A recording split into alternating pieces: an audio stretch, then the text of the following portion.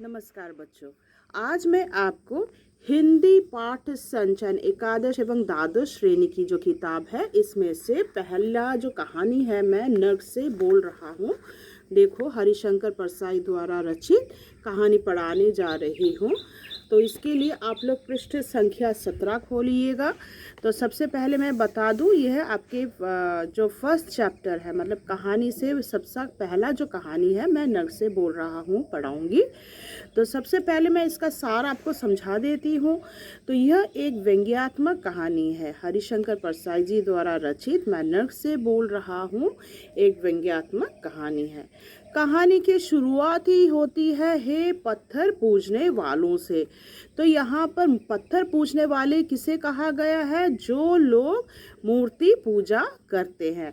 तो यहाँ पर मूर्ति पूजा करने वालों की ओर व्यंग्य करते हुए वक्ता कहते हैं। तो कहानी का नाम ही है मैं नर्क से बोल रहा हूँ, यानी यहाँ पर जो वक्ता है वह मरकर कहाँ से बोल रहा है? नर्क से बोल रहा है। क्योंकि हमारे देश में, हमारे धरती में क्या है, जीवित इंसान जो हैं, जो लोग दरिद्र हैं, गरीब हैं, पीड़ित है, ऐसे लोगों की बात जो है सुनी नहीं जाती, क्योंकि हमारा देश जो है पूंजीपतियों द्वारा ही चलता है। तो यहाँ पर लेखक जो है वे कहते हैं कि जो लोग मूर्ति पूजा करने वाले होते हैं उन लोग क्या करते हैं, जिंदा आदमी की कोई बात ही नहीं सुनते। मतलब वे लोग मूर्ति पूजा करते हैं, मूर्ति पूजा यानी भगवान की पूजा करते हैं। उन्हें क्या है, तरह तरह के पकवान, भोजन, फल मूल कितना कुछ दान करते हैं, भगवान के सामने दान पेटी में पैसा डालते हैं। पर जो लोग गरीब हैं, जो लोग भूखे हैं, उनकी ओर बिल्कुल भी ध्यान नहीं देते। तो मूर्ति को कद्र मिलता है, पर जो लोग भूखे हैं उनको बिल्कुल भी कद्र नहीं मिलता। जब लोग मर जाते हैं तो उनके कब्र के पीछे मतलब चिराग जलाया जाता है, कंधा देने के लिए कितने लोग आ जाते हैं, पर जब वे जीवित रहते हैं तो उन्हें कोई नहीं पूजता। तो मरने के बाद क्या है, एक चुल्लू भर पानी कोई नहीं देता, पर मरने के बाद उसी इंसान को क्या है, गंगा जल में विसर्जित किया जाता है। फिर क्या है, चुल्लू भर पानी नहीं मिलता, गंगा जल में विसर्जित कर दिया जाता है। यहाँ तक क्या है, कब्र में चिराग जलाया जाता है, मूर्ति के सामने कितने फल मूल क्या है, तरह तरह की जो व्यंजन है वो खाने को दिया जाता है, मतलब प्रसाद के हिसाब से परिवेश किया जाता है। पर यहाँ पर जो मर जाते हैं, जो गरीब है, उन्हें तो कुछ भी हासिल नहीं होता, पर मरने के बाद देखो यहाँ पे उनको कद्र होता है। मतलब जीवित अवस्था में इंसान का कद्र नहीं है, जो लोग दरिद्र हैं, मगर मरने के बाद क्या है, उस इंसान की काफ़ी कद्र हो जाता है, कद्र होता है। इसीलिए लेखक जो है यानी वक्ता यहाँ पर वह मरकर कहाँ से बोल रहा है, नर्क से बोल रहा है।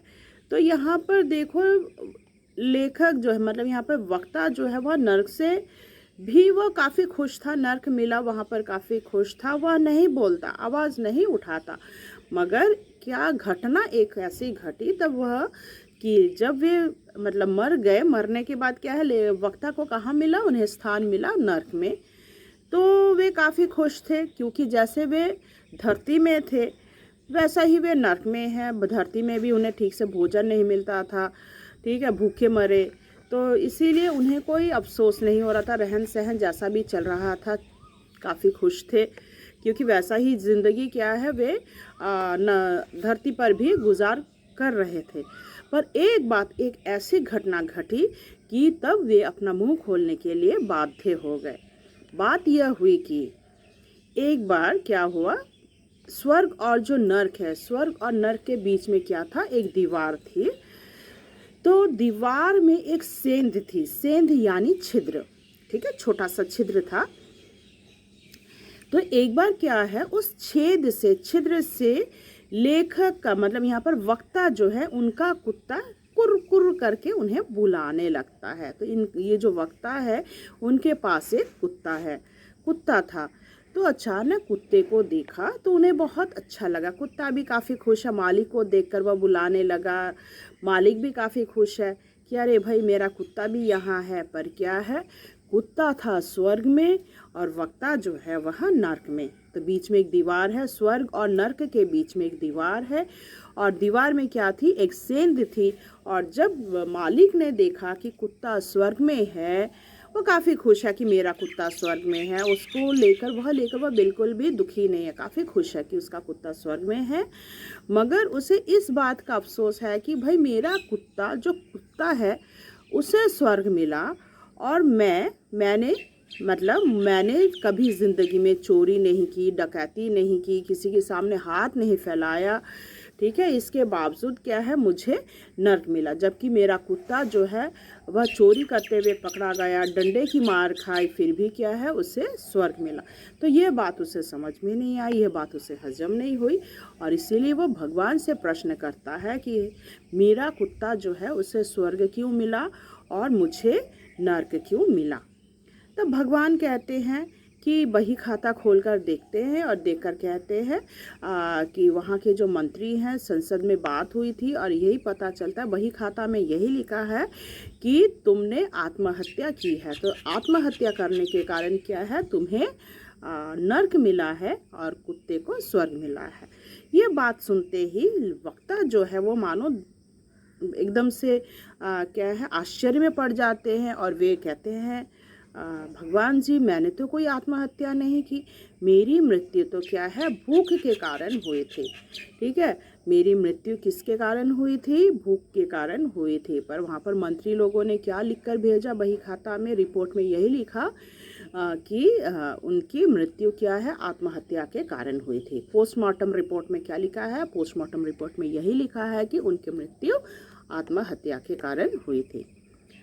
तब वक्ता जो है वह अपना कहानी सुनाना करते हैं।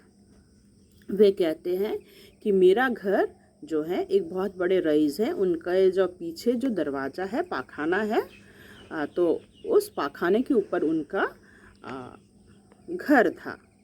ठीक है, टूटा फूटा सा छोटा सा घर था। तो वहाँ पर वे रहते थे, वे अपने कुत्ते के साथ रहते थे। बहुत ही वफादार कुत्ता है। देखो, उनकी पत्नी उसे छोड़कर चली गई, मगर उनका कुत्ता जो है उनका साथ कभी भी नहीं छोड़ा। तो यहाँ पर वे कहने लगे, देखिए मेरा कुत्ता जो है मेरे साथ ही रहता था, पर क्या है, यहाँ पर देखो जो चूहे भी हैं वे भी आकर सेठ जी के घर के अन्न खाकर मोटे ताजे होते गए। फिर भी मैंने कभी चोरी नहीं की, मैंने कभी अन्न पर हाथ नहीं दिया, कभी हाथ नहीं फैलाया। वहाँ पर बाहर से आए जंतु, जो मतलब यहाँ पर चूहों के बारे में कहा गया है, आते थे, छेद से छिद्र करते थे, इस पार आते थे, फिर बस्ते से क्या है, बोरा जो है उसमें से गेहूं चावल अन्न जो भी है वो खाकर मोटा ताजा इतना हो जाते थे कि दोबारा लौट ही नहीं पाते थे, जब तक वे मतलब दुबले नहीं हो जाते। खा पी कर मोटे ताजे होते थे, सुरंग क्या है एकदम छोटा हो जाता था। और वहाँ पर मैंने कभी चोरी नहीं की, ठीक है, फिर भी क्या है, मुझे नर्क मिला। तो यहाँ पर क्या है, तब एक बात की बात हुई। तो लेखक इस प्रकार कहते हैं कि देखो, यहाँ पर जब सेठ के घर उनके पुत्र का विवाह भी तय होता है, तो देखो चारों तरफ पकवान पकता है, इतनी खुशबू आती है पकवानों की कि कुत्ता और मुझसे रहा नहीं जा रहा था। फिर भी क्या है, मैंने कभी भी वहाँ पर फिर भी मैं नहीं गया, पर मेरा कुत्ता जो है वह क्या है, दीवार लांघकर वहाँ पर पहुँच गया। ठीक है, दीवार लांघ कर वहाँ पर पहुँचा और वहाँ से भोजन चुरा कर खाने गया था, और चोरी करके वह भोजन खाया, जिसके कारण क्या है, वह डंडे की चोट से काफ़ी डंडे की चोट पड़ी। तो वह डंडे की चोट खाकर लौटा और मेरे यहाँ आकर, घर पर आकर वह मर गया। और मैं भी क्या हूँ, मुझे भी काफ़ी भूख लगी थी, कई दिनों से भोजन नहीं खाया था, मेरे पेट पर बहुत ज़ोर से ऐंठ आई, और दर्द के कारण क्या है, मैं भी मर गया। तो कुत्ता और वक्ता दोनों साथ साथ मरे, सिर्फ अंतर इतना ही था, एक खाकर मरा और दूसरा जो है मतलब वक्ता वह बिना खाए मारा। ठीक है, ये बात ध्यान रखना, एक खाकर मरता है और एक जो है बिना खाए मरता है, यही अंतर था। तो वे कहते हैं, देखिए यहाँ तक मृत्यु भी जब होती है तो उनके पीछे, लाश के पीछे देखो, मतलब सामने आगे बारात जा रही थी, बाजे बज रहे थे, काफ़ी लोग क्या है पीछे भी थे, तो लाश के पीछे आगे पीछे जो है काफ़ी लोग भी थे। तो वही बता रहे हैं, देखिए मतलब मैं जब जीवित था कभी भोजन नहीं मिला, पर सरकार ने मेरा अस्थि का बहुत अच्छे से क्या है कार्य किया।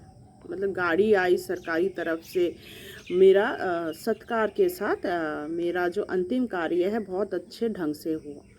तो इस बात का मुझे बिल्कुल भी अफसोस नहीं है।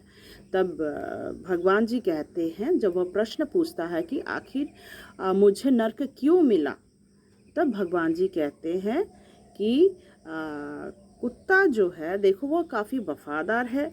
दूसरा वह क्या है, वह कोशिश करता है। वह कहते भगवान कहते मैंने अमीरी गरीबी की कोई दीवार नहीं तैयार किया, यह दीवार इंसान ने तैयार किया है। मैंने इंसान को बुद्धि दी है, हाथ पांव दिया है, तो इंसान को कर्म करके खाना चाहिए, कर्मठ होना चाहिए। अगर तुम कर्म करके खाते तो कोई बात नहीं थी। तो यहाँ पर क्या है, तुमने कभी कर्म नहीं किया जिसके कारण तुम्हें भोजन प्राप्ति नहीं, तुम्हें तो कोशिश तो करना चाहिए था। तो यहाँ पे देखो कुत्ता जो है वह जो दीवार है उसे लांघकर भोजन करने गया और खाकर वह डंडे की मार से उसकी मृत्यु हुई, और तुमने तो कुछ प्रयास ही नहीं किया जिसके कारण तुम्हें क्या है नर्क मिला है। तो ये जो अमीरी गरीबी का जो दीवार है, यह क्या है ईश्वर ने नहीं तैयार किया है, यह इंसान ने बनाया है। इसीलिए तब उन्हें अपनी गलती का एहसास होता है, और तब वक्ता जो है वह तब नर्क से इंसान को क्या है हिदायत देता है कि आप लोगों को भी क्या है, जो लोग अत्याचार करते हैं, जो लोग पूंजीपति हैं, यदि कोई अत्याचार हो तो उसका आपको प्रतिवाद करना चाहिए। आशा करती हूँ आपको ये कहानी का सार समझ में आया होगा। तो अगले पार्ट में मैं आपको कहानी पढ़ाना शुरू कर दूँगी। धन्यवाद।